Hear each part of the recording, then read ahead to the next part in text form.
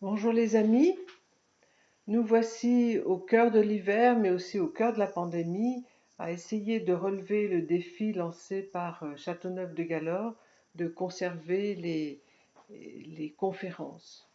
Aujourd'hui nous allons nous intéresser à Maurice Laetitia et en particulier au regard posé sur la famille et comment s'est menée la réflexion de notre pape sur la famille et sur les communautés. Alors, c'est pas le premier texte sur la famille que l'Église écrit. Ce texte à Maurice Laetitia arrive dans une longue série de textes écrits sur le sujet. On se souviendra de Gaudium et Spes dans une constitution pastorale de Vatican II, et juste derrière Humanae Vitae, qui veut dire vie humaine, cette encyclique qui a été tellement contestée, mais qui est tellement primordiale pour notre foi. Et ensuite derrière la lettre aux familles de Paul VI. Et ensuite on peut citer les grands écrits de Jean-Paul II, comme Familiaris Consortio, évidemment, qui reste un texte premier, un texte de référence, et les catéchèses, et ensuite la théologie de l'amour de Benoît XVI dans Deus Caritas Est. Le pape François, d'emblée, se situe dans la lignée de ces textes. Il n'en renie aucun, au contraire, il les cite très abondamment. Familiaris Consortio est cité très souvent, Gaudium et Spes aussi, et il aborde la question difficile d'Humanae Vitae. Donc, le pape François s'inscrit vraiment dans ces textes-là. Et il me semble que l'originalité, la pierre qu'il apporte, euh, pour notre temps est très bien résumé dans une citation que je vais vous faire qui est au chapitre 2 d'Amoris Laetitia. Beaucoup ne sentent pas que le message de l'Église sur le mariage et la famille est un reflet clair de la prédication et des attitudes de Jésus qui, en même temps qu'il proposait un idéal exigeant, ne renonçait jamais à une proximité compatissante avec les personnes fragiles comme la Samaritaine et la femme adultère. Voilà deux points importants de cette encyclique. D'un côté, suivre ce que propose Jésus, c'est-à-dire il joue son rôle de pasteur, c'est-à-dire comment dans nos familles suivre Jésus, comment évangéliser nos familles, et d'un autre côté, il veut aussi tenir l'autre pendant, qui est que faire de toute cette pauvreté? Comment est-ce qu'on va arriver à réconcilier ce très bel idéal qui nous est proposé dans la religion catholique et euh, les difficultés que rencontrent les familles? Effectivement, la question qui se pose, c'est comment faire le lien entre l'image de Dieu à laquelle les couples et les familles et les communautés sont appelés à cheminer, à laquelle nous, personnellement, nous sommes appelés à cheminer, et comment faire le lien avec nos familles toutes cabossées. Alors nous avons deux possibilités, finalement. Nous avons regardé notre situation terrestre et essayé de comprendre comment elle peut ressembler à Dieu qui est créateur, c'est-à-dire essayer de cheminer à sa ressemblance et essayer aussi de comprendre un petit peu mieux qui est Dieu. Alors, dans nos familles, si on regarde l'amour qui nous unit, on peut essayer de comprendre qui est Dieu, qui est un Dieu amour. L'autre possibilité, donc la première qui est regarder notre réalité terrestre, c'est ce qu'on appelle la démarche analogique. Et l'autre possibilité, c'est ce qu'on appelle la démarche catalogique, c'est-à-dire regarder qui est Dieu, qui est un Dieu aimant, qui est un Dieu créateur, miséricordieux, fort. Regardez toutes ces qualités pour comprendre quelle est notre mission de famille sur la terre. C'est la vision catalogique. Et bien c'est ce que choisit, c'est cette dernière vision que choisit le pape François. Il nous propose de contempler la Trinité, le Dieu créateur, pour comprendre notre vocation. C'est d'ailleurs ce qu'il a proposé dans Laudato Si aussi. Vous vous souvenez, il a proposé de contempler la nature, d'être en admiration face à la nature pour découvrir les lois que le Seigneur y a inscrites.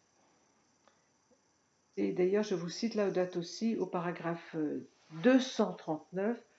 Pour les chrétiens, croire en un Dieu qui est un et communion trinitaire incite à penser que toute la réalité contient en son sein une marque proprement trinitaire. Et plus loin, après avoir cité saint François d'Assise, il nous enseigne que toute créature porte en soi une structure proprement trinitaire, si réelle qu'elle pourrait être spontanément contemplée si le regard de l'être humain n'était pas limité, obscur et fragile. Il nous indique ainsi le défi d'essayer de lire la réalité avec une clé trinitaire.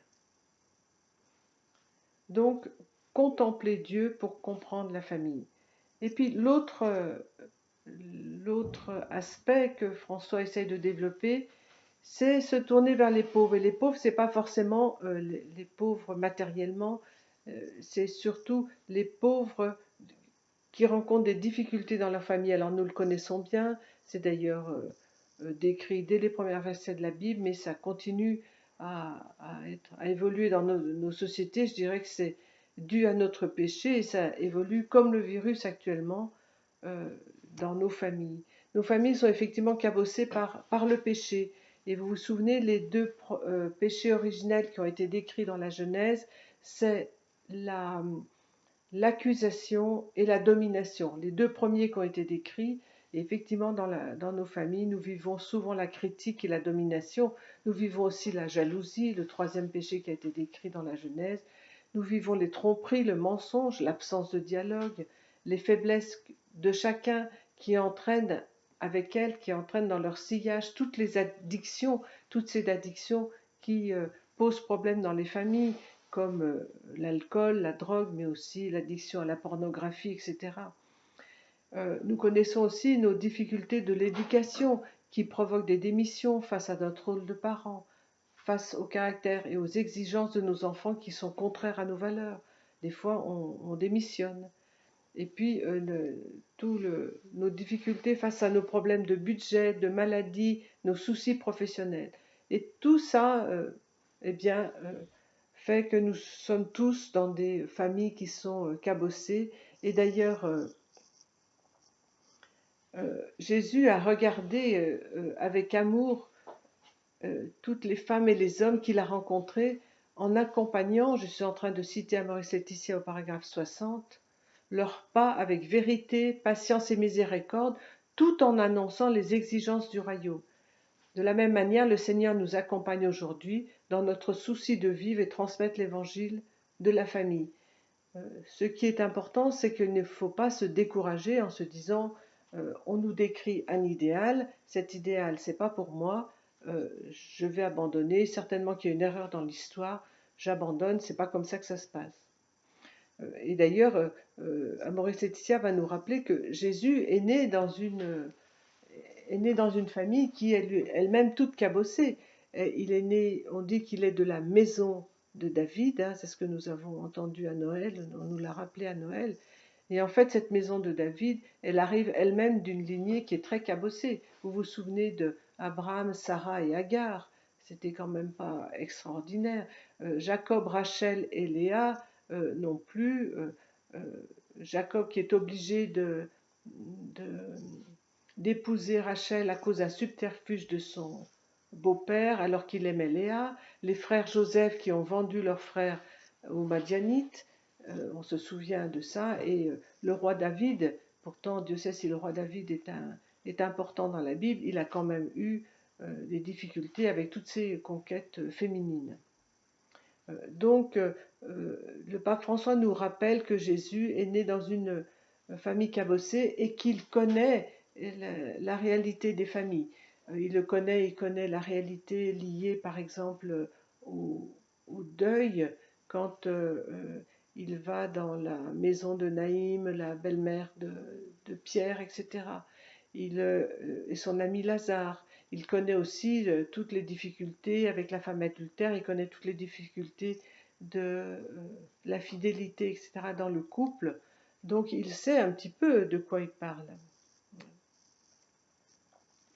Alors, dans Amoris Laetitia, il commence par faire référence aux grands textes d'Église, ceux que je vous ai cités, et il rappelle que le mariage est un don de Dieu et la sexualité fait partie de ce don, et que ce don, c'est aussi la possibilité d'avoir une union qui est indissoluble. Et, et Dieu, lorsqu'il a créé le mariage naturel, il a dit cela est bon et cela est même très bon. C'est pour ça qu'au paragraphe 72 d'Amoris Laetitia, eh bien, il est cité, il est dit, je vous le cite, les époux sont donc pour l'Église le rappel permanent de ce qui est advenu sur la croix. Ils sont l'un pour l'autre et pour leurs enfants les témoins du salut dont le sacrement les rend participants. Donc, Dieu s'intéresse particulièrement au mariage et au sacrement du mariage.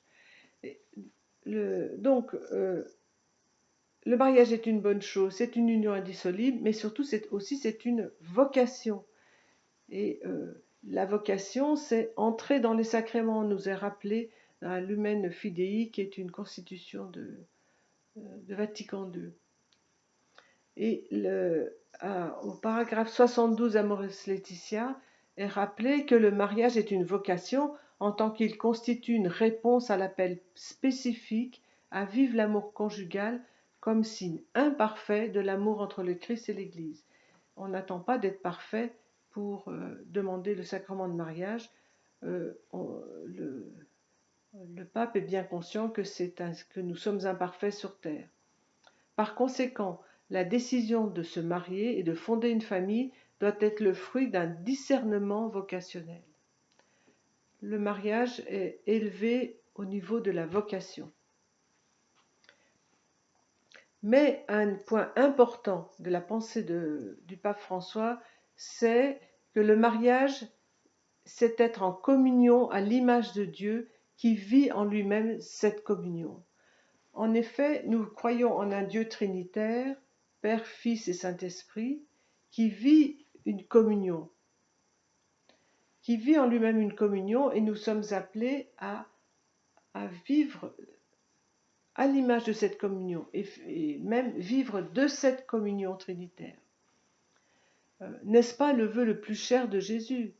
Vous vous souvenez certainement de la grande prière sacerdotale de Saint Jean au chapitre 17, verset 21, « Que tous soient un comme toi, Père, tu es en moi et moi en toi, qu'ils soient un en nous, eux aussi, pour que le monde croie que tu m'as envoyé. » Ça, c'est vrai pour toute communauté. Chaque fois que deux personnes s'engagent à faire communauté dans un projet commun, eh bien, le souci de Dieu, c'est que nous formions un avec la Trinité, Père, Fils et Saint-Esprit. Et Saint Jean a dit plus avant ce chapitre 17, au chapitre 13, « C'est à l'amour que vous aurez les uns pour les autres que l'on reconnaîtra que vous êtes mes disciples. » Vous voyez, tout est lié. Le fait d'être à une communion d'amour, eh bien, ça nous permet de cheminer à la ressemblance, à l'image et à la ressemblance de Dieu. Et d'ailleurs, dès les premiers paragraphes d'Amoris Laetitia, dès le paragraphe 71, il est écrit « La famille est image de Dieu qui est communion de trois personnes. » Et même plus tôt dans Amoris Laetitia est écrit au paragraphe 11 « Dieu est une famille. » Les paroles de Saint Jean-Paul II nous éclairent. Notre Dieu, dans son mystère le plus intime, n'est pas une solitude, mais une famille, puisqu'il porte en lui-même la paternité, la filiation et l'essence de la famille qui est l'amour. C'est dans la famille réunie par le Christ qu'est restituée l'image et la ressemblance de la Sainte Trinité. Et tout ceci est vrai aussi pour les communautés. Nous sommes tous appelés à vivre une communion d'amour qui transmet la vie. Et c'est en cela que la famille est définie comme une église domestique. Couple et communauté sont des églises domestiques. par la vie qu'elle donne tout autour d'elle. Regardez la vie que donne Châteauneuf autour, des communautés de Châteauneuf autour d'elle. Le rayonnement est, je dirais, national, voire même international. Donc, les couples et communautés sont des églises domestiques par la vie qu'elles donnent autour d'elles. C'est une vie qui est spirituelle et une vie qui est biologique. Alors, église dans le sens éducation aussi, et catéchèse, c'est-à-dire évangélisation. L'importance du rôle des parents qui sont souvent des missionnaires. Attention aux plus faibles, c'est aussi le rôle de l'église domestique et la participation au sacrement. Mais ce qui est spécifique pour les couples, c'est la place de l'union des corps et des unions intimes. En effet, Dieu vit une communion d'amour qui donne la vie, et le couple est appelé à être une communion d'amour qui transmet la vie. Et en cela, c'est là que se situe la ressemblance. Et d'ailleurs, dans une de ses catéchèses, le pape Jean-Paul II dira que au niveau des couples, la ressemblance est plus dans ce lien-là que dans la ressemblance personnelle vis-à-vis de Dieu. Et au paragraphe 75 Amoris Laetitia, il est écrit ceci, donc les unions intimes, ceux-ci en manifestant leur consentement et en l'exprimant par le don de leur corps, reçoivent, non excusez-moi, c'était les couples, ceux-ci c'est-à-dire les couples, en manifestant leur consentement et en l'exprimant par le don de leur corps, reçoivent un grand don. Leur consentement et l'union de leur corps sont les instruments de l'action divine qui fait d'eux une seule chair. Nous voyons ici que l'intimité conjugale et les unions intimes sont donc évidemment un lieu d'évangélisation. Il me semble que nous devons y réfléchir pour notre propre couple, mais aussi pour l'éducation que nous donnons à nos enfants, l'éducation à la sexualité.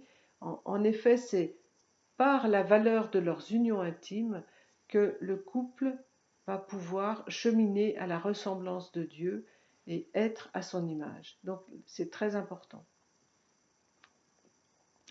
Et en tout début d'Amoris Laetitia, au paragraphe 11, il est écrit « Le couple qui aime et procrée est la vraie sculpture vivante, capable de manifester le Dieu créateur et sauveur. C'est pourquoi l'amour fécond arrive à être le symbole des réalités intimes de Dieu. La capacité du couple humain à procréer est le chemin par lequel passe l'histoire du salut, un point très important. Sous ce jour, la relation féconde du couple devient une image pour découvrir et décrire le mystère de Dieu. Nous sommes au plein cœur de notre sujet, fondamental dans la vision chrétienne de la Trinité qui, en Dieu, contemple le Père, le Fils et l'Esprit d'amour. Cette phrase est absolument fondamentale. Devenir le symbole des réalités intimes de Dieu. C'est extraordinaire la mission qui est confiée au couple.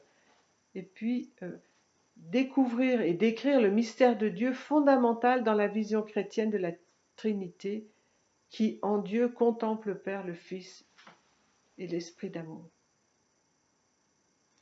Et plus loin, il est écrit « Le Dieu Trinité et communion d'amour, et la famille en est son reflet vivant ». C'est pour moi le message le plus important que nous devrions apporter dans nos préparations au mariage. Et vraiment, vers la fin d'Amoris Laetitia, au paragraphe 215, il est écrit « Le sens procréatif de la sexualité, le langage du corps et les gestes d'amour vécus dans l'histoire du mariage se convertissent en une continuité ininterrompue du langage liturgique et la vie conjugale devient en un certain sens liturgie. » Extraordinaire honneur qui est donné aux couples et à leurs unions intimes. Et tout ça, c'est malgré notre imperfection et notre état de péché. Et malgré notre imperfection, eh bien, nos unions intimes sont considérées comme un avant-goût de l'éternité. En effet, au paragraphe 73, en s'unissant pour être une seule chair, il représente les fiançailles du Fils de Dieu avec la nature humaine. Il représente les fiançailles, c'est les unions intimes. C'est pourquoi, dans les joies de leur amour et de leur vie familiale, il leur donne dès ici-bas un avant-goût du festin des noces de l'agneau. Et ceci, donc, malgré toute notre imperfection, nous vivons dans notre sexualité conjugale un avant-goût de la vie éternelle. Et ceci a été repris dans un livre sur la vie éternelle, justement, un livre qui vient de sortir, où il est écrit la chose suivante.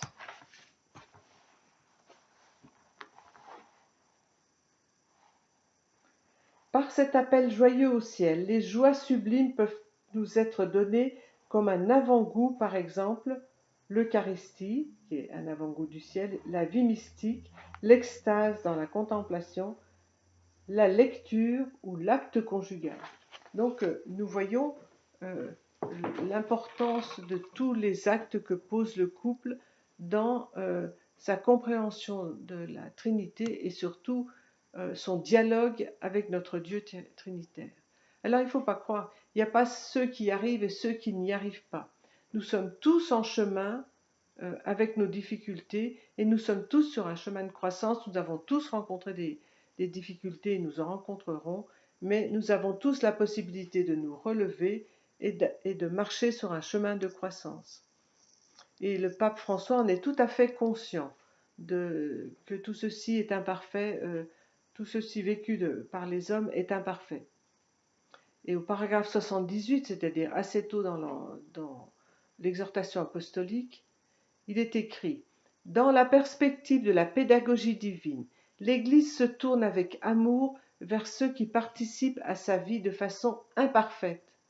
Elle invoque avec eux la grâce de la conversion, les encourage à accomplir le bien, à prendre soin l'un de l'autre avec amour et à se mettre au service de la communauté dans laquelle ils vivent et travaillent. » Donc vous voyez, la chose est claire. Notre vie est imparfaite, mais on continue quand même à cheminer. Il est écrit au paragraphe 73, « Le sacrement de mariage n'est pas une force, mais un signe de l'amour de Jésus pour son Église, même si ce signe est imparfait. » Et en conclusion, nous verrons la prochaine fois, nous approfondirons la prochaine fois tout ce qui tourne autour des unions intimes dans Amoris Laetitia. Nous pouvons, je souhaite citer la dernière phrase d'Amoris Laetitia. « Cheminons, famille, continuons à marcher.